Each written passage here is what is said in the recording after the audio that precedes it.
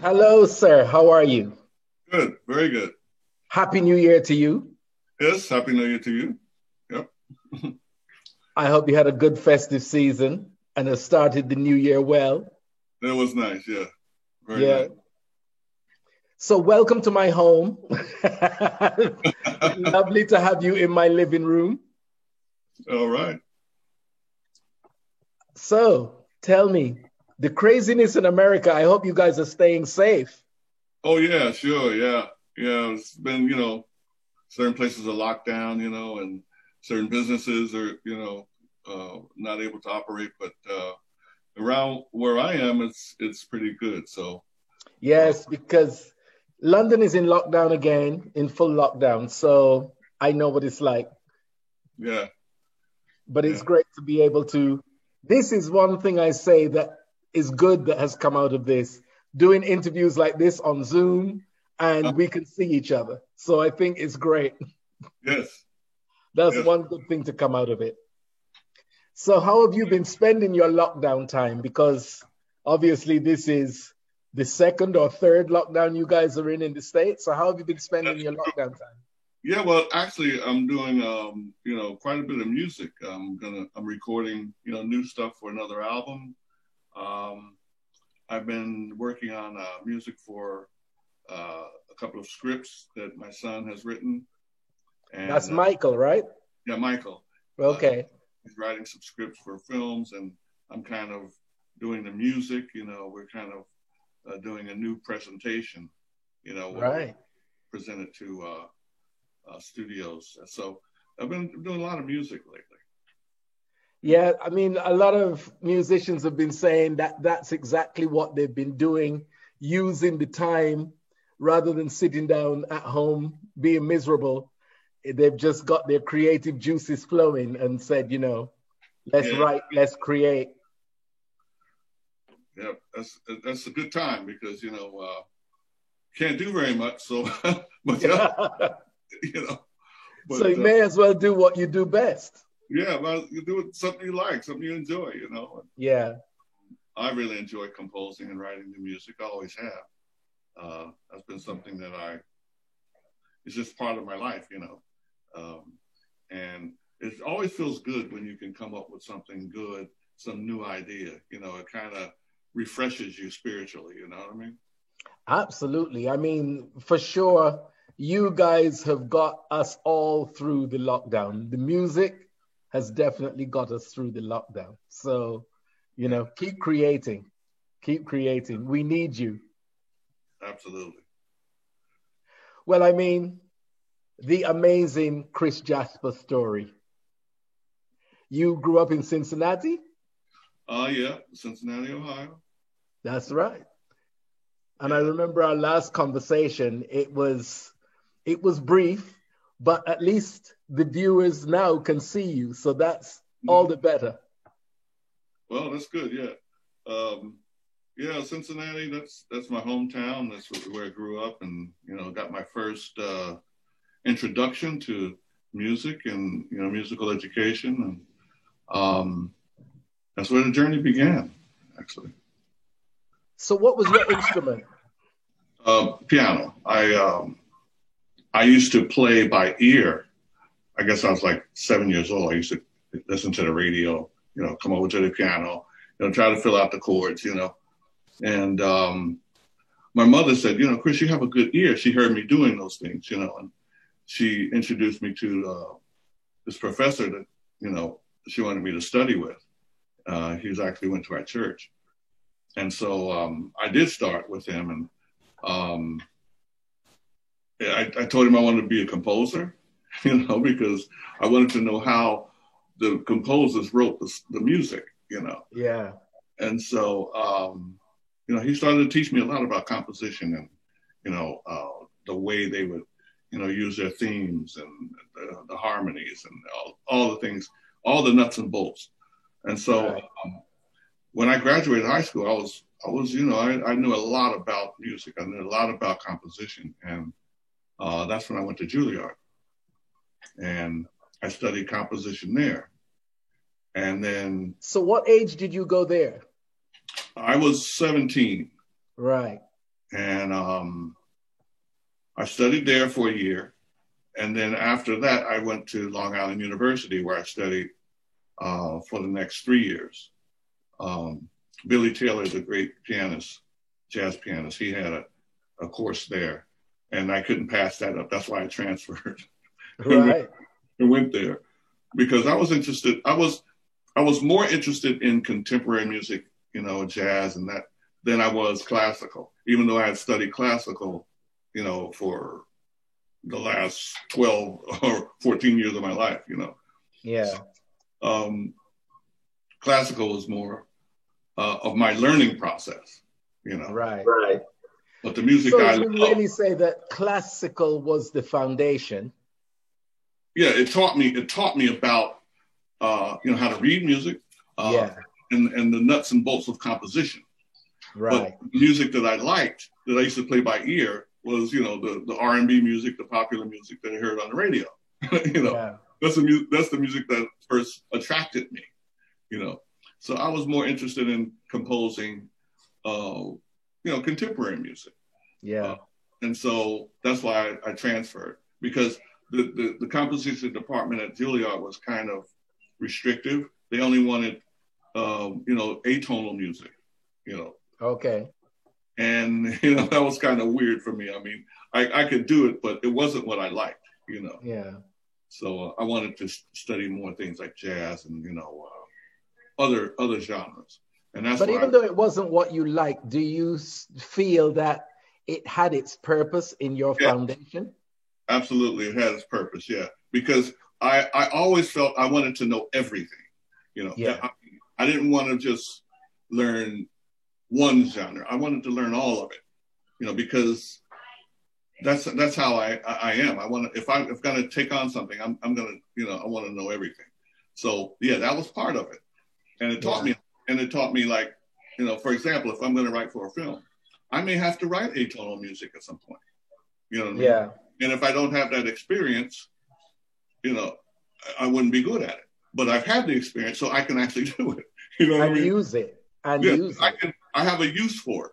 You know, in which you know, in the popular realm, that's where atonal music is used the most, is in films. You know, in tense situations, you know, where they want to bring out that emotion in the audience. You know, like something, you know, terrible is getting ready to happen, and you know, the music sounds kind of strange and you know, dissonant. It sets the scene. It sets, yeah. So it does have a purpose, but that's not the only thing I wanted to record and to compose. So that's the reason for the transfer. But I'm glad I did, because I was able to study so much more and use my compositional skills for something that I really was interested in. And that's what led me to, you know, composing for the group, is that, you know, I took a lot of things that I learned and used it in recording R&B music and music I did with the Isley Brothers and my solo project. And I mean, I think it's like most things in life, the broader your knowledge, the better your performance. Yes, the more you can produce. Yeah. And the more directions you can take your music, you know. Yeah. Like I would be having trouble with this film scoring if it wasn't for my classical education. You know what I mean? But it's right up my alley. You know what I mean? It's something that I've studied so much that I can go right into it, you know, with all the confidence and you know, get those creative juices flowing in that direction. You know what I mean? So definitely. The experience really pays off. You know, a lot of times, you know, people say, well, you know, when am I ever going to use this? You know, I know, you know, I'm studying this now, but, you know, I guarantee you, at some point you're going to use it. You know what I mean? And not even probably realize that you're using it. You just realize, actually, I can do this. It's gonna come out in your work. You know? Yeah. Brilliant. So your connection with the Isley Brothers came from you growing up in the same neighborhood, is it? That's right. It's the same street, you know, a few doors from me. And they had, their family had 6 kids, and our family had 7. And when Elaine... Is anybody else musical in your family apart from you? My mother was. My mother was. Well, yeah, because she was the catalyst that encouraged you to. She played piano. She read music, and she was in the choir. And matter of fact, she forced me to get to the choir because Right. I used to sing like Sam Cooke stuff and Marvin Gaye stuff all the time, but I wouldn't sing in front of people because I was like shy. So she caught me singing. She said, "Okay, Chris, you have a good voice. You got to join the choir," And so I was like maybe third grade, fourth grade at the time. So I had to join the choir, and I was in the choir ever since, Yeah. Even in college, I was in the chorus. And so, yeah, she kind of pushed me in that direction too. Right. So, yeah. My other siblings, they dabbled with it, but they didn't stick with it, Right. And she said, you're going to stick with this, So I said, okay. Right. As you say, mother is always right. Yeah. Here we are today. Yeah. She was right. So you growing up with the Isleys on the same street, how did it come together that you actually worked together and joined the band? Well, that was during my high school years. I had a group with Ernie and Marvin, and right. we called ourselves the Jasmine Trio. Ernie played drums, I played piano, and Marvin played bass. And we would do local dates, school dances, and anywhere we could play. Yeah. Church functions, And the older guys, they were at Motown. They had got a contract at Motown. But they would come to see our gigs, and sometimes they'd even invite people to come over and see our rehearsals and stuff, Hey, look at these guys, they're good, and all that. And so the big brothers were supporting the little brothers. Yeah, well, they were kind of surprised because they, it wasn't something they was expecting to happen, Okay. Even though they knew, my background, they knew I'd studied piano for a long time. But, me and Ernie started jamming first, that's how I got started. Because Ernie, he had a drum set and he started playing the drums. And so we used to jam sometime. And then we were sitting around one day, we said, something, Marvin, he hadn't taken up anything yet. So I said, Marvin, you got to learn how to play bass. It was to round out this trio, And so Kelly Isley bought Marvin a bass, to learn on. And so he started practicing, and he practiced, got better and better. And so that's when we formed our band, And eventually, Ronald booked a studio down in Inglewood so we could record some of our original songs, because we got some original stuff that I wrote. And so we did that. And when we were doing that, he got all into it, and he said, hey, man, you guys are good. You guys should start playing with us, And so that's how 3+3 got together. But we wouldn't appear on the covers until 73. That's right. when so you actually came together when? When did you all come together? The early 70s, like 70, 71. Right. That's when we started playing with the band, with the band they already had. Right. The three that were at Motown. They had horn players, in the band. They had, a drummer, and I think the guy played organ.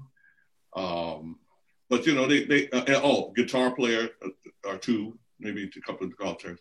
So they had a band called the Midnight Movers, which had played for other groups too, other artists. But they used that band. But so we joined that band, Okay. in the studio and on the road. But as time went on, the three of us took greater roles, and the band kind of went away. Right. By the time 3+3 happened, we just had an organ player and then the drummer left from the old band. Right. And then it was just us plus those guys. And then eventually those guys left because we took over more of a role after that, and we didn't need the other players. Well, I guess 6 of you was enough. Yeah, because then the synthesizer, the role of the synthesizer played a great deal in, kind of eliminating other instrumentation. Because I would play parts that, maybe a horn player would play. I would play something maybe a string player would play or whatever. And so it didn't require all of those moving parts. And plus, it was more attractive to record companies that a band was self-contained. Yeah. Back then, that was the thing to have, you know, that an artist would be the band and write their songs, you know, and do the whole thing, because it was economically, it was the best thing too. You know, you didn't have to hire a bunch of people. I think that's what the record company liked. It was very economical to have it self-contained. And you know, you didn't have to, you know, worry about all these different directions. You know, it's just one, like Earth, Wind and Fire was like that. You know, just one self-contained band, and that was what was preferred. Yeah. Well, as you say, economically, it's better. Yeah. But you joined in early 70s. And what was your first single with the Isley Brothers as the group? Wow. You mean it's 3+3 or before? 3+3. Yeah, 3+3. It was That Lady. It was the first single from that album. You wrote that? Yeah, it was a collab from me, Ernie, and Marvin. Right. We collaborated on it. But that was the first single from that album. Right. You know? And you know, we did some covers on there too. You know, we had some covers on that album. Don't Let Me Be Lonely Tonight. You know, Summer Breeze. That was kind of a song that people thought was our song. You know, but it was. Yeah, well, I mean, come on. The Isley Brothers did take Summer Breeze to a place that nobody else did. It was like, you know, a different. Like I said, it's a different direction. And see, that's what I mean by, you know, when you learn a lot of things, a lot of different genres, you can take things places. You know, like my latest album, I did a lot of. It's a cover album, but I didn't do the songs the same way as the original way. Right. And I think my composition experience allows me to, you know, really go into, well, you know, the chord structures and, you know, the melodies, and coming up with new things to add to it that relate to the original thing. Well, that really is Chris Jasper's forte, because when you listen to the Isley Brothers before, and then when it became Six, the sound changed. Yes, yes. And the question is that because of your input, your writing input? A lot of it, yes, because if you listen to the chord structures of the songs before, and then you listen to 3+3 and beyond, right? Yeah. That's what changes the sound, is the way you voice your chords, you know? Yeah. That's the main thing. Now, there's other things too. You know, there's sometimes there's a different vocalist, a vocal sound. Sometimes, you know, the rock sound, you know, that Ernie added, you know, with the guitar, that's another thing that added to the different sound. But the core of the music is always based on chord structure. Yeah. Every song has a chord structure. And that's what I wanted to establish, is voicing my chords differently so that the sound of the music would be identifiable when it came on. You know, that was the reason I would use classical and jazz type chords rather than the regular triad. You know, why I say that when you joined, the sound changed is, as you said earlier, you listened to it before the three joined the three. Mm-hmm. Then when it became Six, and then after when you left and it became Isley, Jasper Isley, right, their sound changed, but you took yours with you. Right. Yeah. That's why I was presumptuous enough to say, well, you know, was the change in sound down to your input and writing? Because you saw when it became Isley, Jasper Isley, you took that sound with you, and the Isley Brothers, as we know it, sound changed when you left. Right. Again. And yeah, my sound continues to this day, you know, because I still use the same, you know, chord structures when I write. It's your chord structure and your own very individual style. People have told me in so many years they like that sound. He said, you have that sound, you know. And I said, yeah, well, thank you, because that's what, you know, that's what I kind of started. I started that. And it's a good thing. I mean, people can recognize my songs now. They know when they hear one of my songs when it comes on, because it has that quote unquote sound. And that was, you know, that was intentional, you know. Yeah. So your first single big single with them was Who's That Lady? Yep. and run your other singles, because when I talk to you and talk to artists like yourselves, it's only when you hear you naming your hits, naming the hits of your albums, you realize that you guys were the soundtrack to our lives for like 30, 40 years. Yes, a lot of hits there. You know, it starts with That Lady, and then the next album was the big single was Live It Up. You know? And then, you know, you have, because they played not only our singles, but they played a lot from the albums. You know, that's why I mentioned Summer Breeze, you know. And then the next album was, you know, Hello, It's Me. That was a cover, but it was also a song that people attribute to us, you know. So, because it got so much play and it was so different than the original. Yeah. And then you had the album The Heat Is On, you know, Fight the Power, you know, and then For the Love of You was on that album, which got huge amounts of play, which was another big single from it. You know, again, another one of those tunes of yours that's been covered so many times by so many people. I just covered it again on my cover album. Yeah, but it's yours. You can do it any way you want. I think a little different spin to it, you know, but yeah, it's got legs. You know, that song, you know, has longevity. Yeah. And you know, another thing, the next, Hardest for the World, you know, that song, very big song. Then you had, you know, the Go For Your Guns album, which had the Pride on it, the funk, you know. Yeah. The Pride and Footsteps in the Dark, you know. And then you had Take Me to the Next Phase on the next album, you know, Showdown album. Yeah. And then, I mean, there's so many. I know I'm leaving out some of them, but there's so many. There's so many. You know, it's a Disco Night, Between the Sheets. You know, it goes. But on. There's so many that are just wonderfully, musically correct, created brilliantly. But one close to my heart is Here We Go Again. Oh yeah, that was from the Go All the Way album. I forgot that. Don't Say Goodnight. You can't forget that. You cannot forget that. I mean, you know, it's like, you know, but yeah, that was a very special album. I wrote every song on there, and you wrote every song on that album? Every single one of them, and it was supposed to be an Isley Jasper Isley album. That's what it was supposed to. That's why, you know, because I was so prepared, I was so wound up that I said, you know, I just got into this creative thing, and they just start popping out, you know. Right. And, Here We Go Again was one of them, you know. But you did it with the Isley Brothers, not Isley Jasper Isley.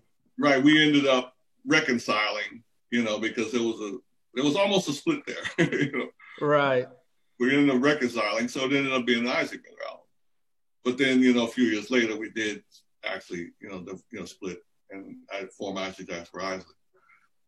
But that was another big album for us. I mean, so the Isley Jasper Isley that came after the Isley Brothers, was that with the original two Isley Brothers that you were with in the beginning when you were with just three of you?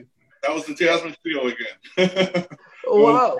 So it kind of went full circle. You were three, became six, and then went back to three. But the original three, that's the important part. So it shows that there was always a special bond between you three. Yeah, right. We had a good chemistry, I would put it that way. You know. Yeah. You know, especially between me and Ernie. You know, we had a good chemistry as far as, you know, writing and stuff like that. You know, he had some ideas, you know, and then I would help him cultivate them and, you know, make them into, you know, the songs that they were. But yeah. You know, he liked working too, you know, because I'm like I'm a workaholic. Like you know, I'll get in there and work all day in the studio, you know, all day. Yeah. Nighttime, you know, skip meals, you know. Yeah.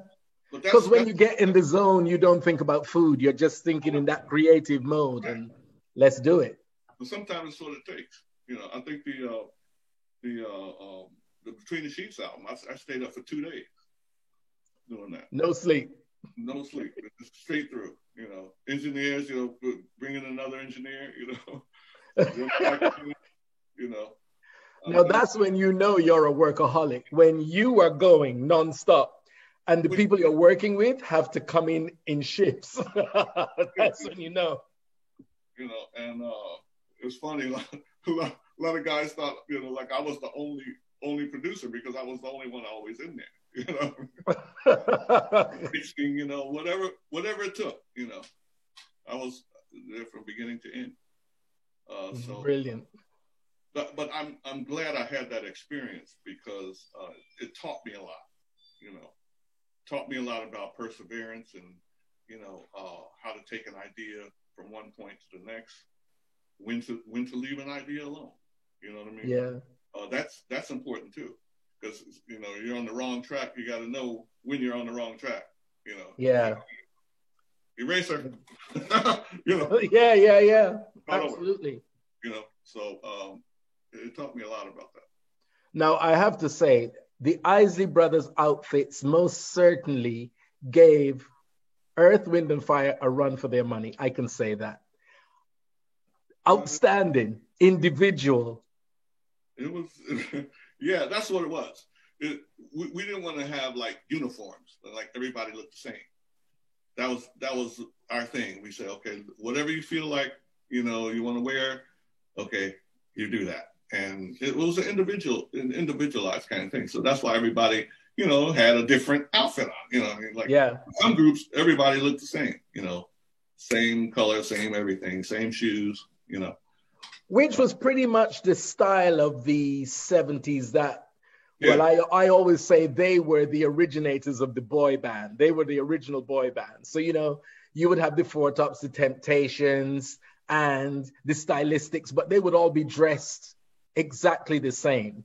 Right. Where the difference with you guys and, of course, Earth, Wind and Fire, it's not that you all were dressed differently. It was the styles that you all had with that difference. The colors, it was vibrant. It was alive. You know, that's what made the difference. So it wasn't that you were all just wearing different color suits. You were like some with feathers, some with tassels, you know. Very sparkly, rhinestone all over. Yeah. That was real showbiz. Yeah, that was the thing, you know. Back then, it's like it was the sparkle, you know. When the lights hit it, you know, it's gotta shine. You know, that was the style, you know. That was the thing people were going for. So of course, you then left the Isleys and formed Isley Jasper Isley, and the big tune was Caravan of Love, of course. Caravan, man, yeah. That's when I wrote that, I had no idea how big that song would be. You know, how many people would know it and sing it and record it, and you know, it's like I don't know how many I have, like because I've went on YouTube and you'll find performances of Caravan of Love. There's so many of them, you know. And another one of your tunes that has been covered so many times. Yeah, all over the world. It's like everywhere. It's like, wow, man, you know. And I remember writing it, you know what I mean? Like, you know. And I can see that Caravan of Love is something special to you because when you said Caravan, you see it touches you. That song, the message in it, you know what I mean? I really wanted that message to get out, you know, because it's from the scriptures. It's based on the scriptures, you know, which is very much a part of who I am, you know. Okay.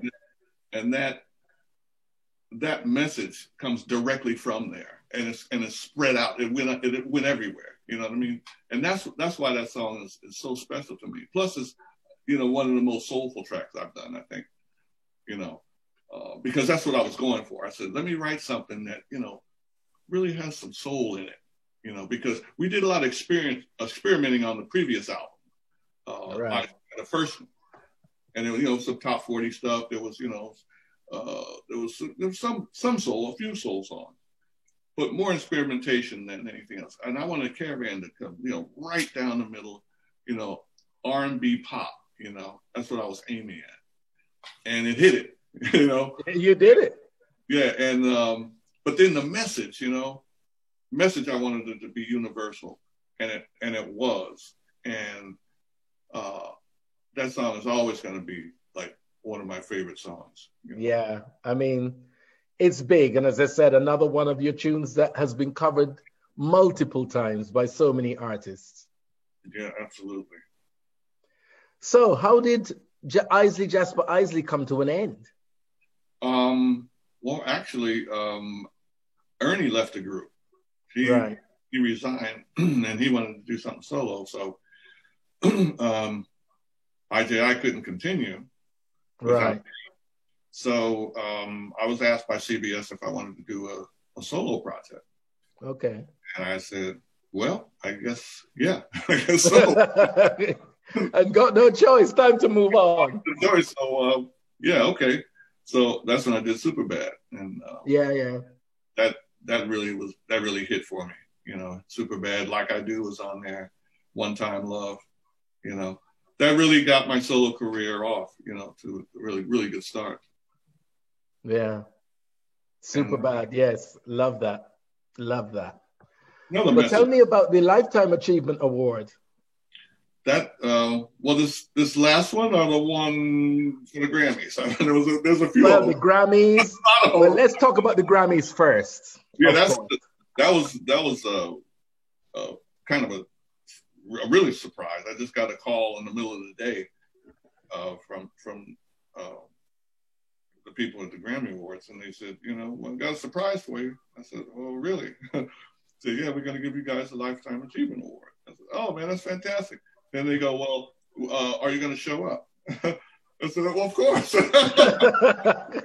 No, it's at that point you're supposed to say, what's the date again? Let me check my diary. You know, so yeah, you know, that was a really nice experience. I mean, any kind of honor, that type of honor is very special because that means, you know, your lifetime work has had impact.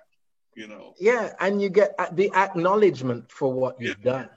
And like when I was doing a lot of that stuff, you know, you don't realize the impact it's having because I'm always worried about, okay, we finished this project. What's the next one? I'm always, you know, ahead.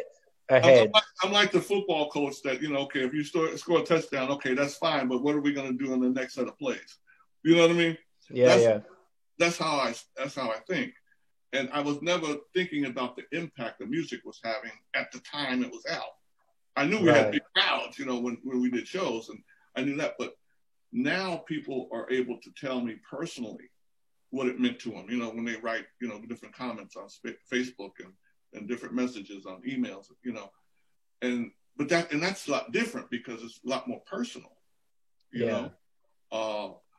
And I'm starting, well, for the last, I don't know how many years, I've started to see that the music was really important to people, you know, and absolutely that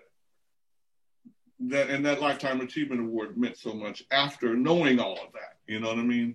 After having the knowledge of the personal effect that it had. Yeah. It's always a big thing, you know. Absolutely. I appreciate that. And I mean, your fan base here in the UK is still as big as it ever was. So, you know, they'll be thrilled to actually see you in person and not just hear you on the radio or hear you on the phone, to actually see you because the fan base here is huge. I mean, Isley Brothers, Isley Jasper Isley, it just goes on forever. You know, it's never ceasing, it's infinity. So tell me about the second award. Well, let's see. There's one that I just got from Soul Tracks, and that was for me personally. Right. And that also, you know, is a Lifetime Achievement Award. Also, I got one from Germany for the album The One, Critics Award. That was huge. That's, you know, because that was a special album for me too. Right. Because the One album was an album that I just wanted to put, you know, okay, ballad. Let me try to think of a really, really powerful ballads, you know, and really, really powerful funk, you know. And Man Up is the funk song from that album. You know? I mean, and it, you know, it sounds like, you know, Man Up. It sounds like that. And that was a special album for me. And for the Critics Award for all the things that came through Germany to pick that album. Yeah. I really said, wow, that's a special one. That's really special. And the album was particularly special to you. Yeah, to me personally, because that was a solo album, and so was the thing for Soul Tracks, that solo. I got one from the National R&B Society, solo, you know. So there's a lot of awards that I got solo apart from the Isaac Brothers, you know. Yeah. But they all mean a lot to me, because from my standpoint, the people are basically acknowledging the music, and when they acknowledge the music, they acknowledge the creation of the writing and the production. Absolutely. You know? And that's what I love to do. I mean, go in and create a new piece of music. Like I'm excited about the stuff I'm doing now. You know, people say, well, you know what motivates you? I mean, when you have something, you know, that's part of you like that, the music is part of me. So it's like, you know, it's like as natural as walking. You know what I mean? And when I can come up with something new, that's probably the most exciting thing in this business to me. It's not the other things, right? You know, which are exciting in themselves, but the most exciting thing is to see something come out from nothing, and it's like, wow, that's good. You know, that's a great feeling. Yeah, but you know, and we go back to your beginnings, and I think that's the situation with most great artists, because your foundation is so solid, you can continue to create and create and create all the time. And you're seeing so many of the artists from that era being able to do that. Mm-hmm. They're not 1 minute wonders. They're not one track and then disappear, because their foundation is so solid. You know, as you say, that your influences were Marvin Gaye and Sam Cooke, and, you know, and your musical training, because you're a serious musician. And that enables you to constantly create. Mm-hmm. I tell people all the time, I said, when you look at some of the artists that have had huge impact on the music industry, you look at, they're not only vocalists, they're musicians. Yeah. Or songwriters. You know, I mean, to Sam Cooke, songwriter. He was a songwriter, you know, really good songwriter, but you could sing, you know, anything. Yeah. Marvin Gaye, great voice, but he was also a musician. He's great. Really good piano player. I was shocked to find that out. You know, I didn't know that about him at first, but he can really. Me neither. So we learned something today. He can really play. You know, I mean, and he was playing on some of those records. You know. Wow. Aretha Franklin, great voice, right? Also a musician. Oh yeah, she could make a piano talk. That's for sure. Ray Charles, voice, musician. You know, if you just go down the list, and those are the musicians. When you're a musician, it enables you to take whatever you're doing to another level, maybe that other people haven't thought about. You know, like phrases and the way you treat a melody. You know, all those things. When you're a musician, I think they have more of a combination between what's being played and what's being sung. You know what I mean? Yeah. And more of a connection. And I think you'll find that a lot of, I think most of the musicians that changed the way we approach music were musicians, the singers. Yeah. They were musicians too. And there's a lot to that. Yeah. And I mean, as I said, it's great that you're still creating, but the new album is with a few covers.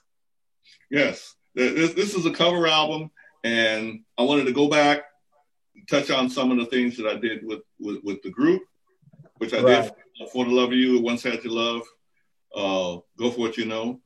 Those were songs I wrote when I was with the group. But then there's, you know, Sam Cooke's song, Nothing Can Change This Love, Marvin Gaye, God Is Love, you know, Have I Told You Lately by Van Morrison, you know, that's on it. You're Also Beautiful. Yeah. Beautiful. I mean, I did songs that people know well, you know, they're very popular, and, you know, put my own spin on it, you know. And for a long time, people asked me, you know, once you cover, you know, maybe go back and do some things you did before, you know. So I thought this was a good time to do that. Brilliant. Well, So what's on the horizon for Chris now? More creating, and you're writing with your son, who's he's well, Mike is a lawyer, but he's also a screenplay writer. He's also a novelist, and he's getting his project. We're trying to get some of his projects greenlighted, and a film studio. Right. Excuse me. But I'm also working on music for those. Yeah. And the music is just so beautiful, fantastic. But then I'm working on another R&B album. A solo album of yours. Yes.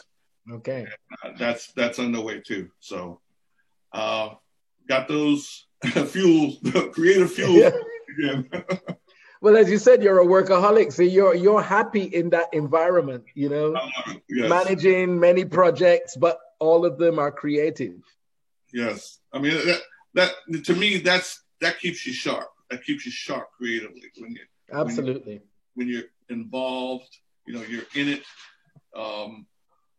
That it keeps me sharp anyway. I mean, there's nothing like going and writing songs and scoring films or whatever it has to do with creativity, that keeps me.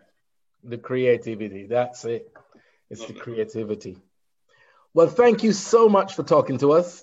We really appreciate it. Your UK fans are going to love this. So, part of the In Conversation series, you've started the new series. So, thank you so much. And just keep shining that light brightly on all of us. Please do. Well, that's right. With God's help, that's what I plan to do. So, just keep shining that light. I appreciate everybody. I really do. Brilliant work. Thank you so much. Look after yourself. Take care. And I look forward to receiving the new album when it's out. Absolutely. I want to be the first to get it by email. Okay. Take care. Thanks, man. All the best.